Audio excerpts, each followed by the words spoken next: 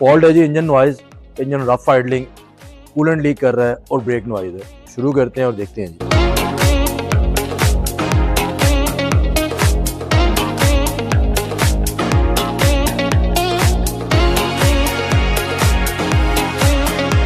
खैर तवा बहुत बुरी तरह से कट गया हुआ है जी।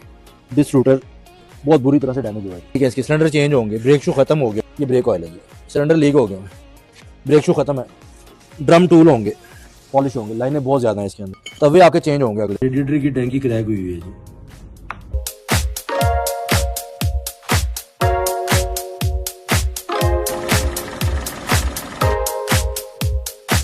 गाड़ी क्लियर हो चुकी है जी। ड्राइव टेस्ट कर रहे हैं हम इसका। मल्टीपल फॉल्ट्स में आई थी गाड़ी, जिसमें इंजन रफ आइडलिंग था, वो इंजन कूलेंट लीक हो रहा था, पुअर फ्यूल इकोनॉमी थी, lack of power, brake noise, brake तो बहुत ज़्यादा डैमेज थी।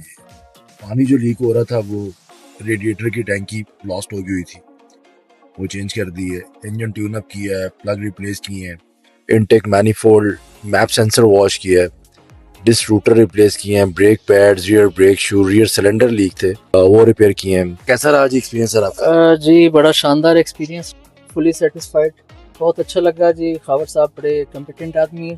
Thank you sir. और पहला एक्सपीरियंस था और अमेजिंग। Thank you sir.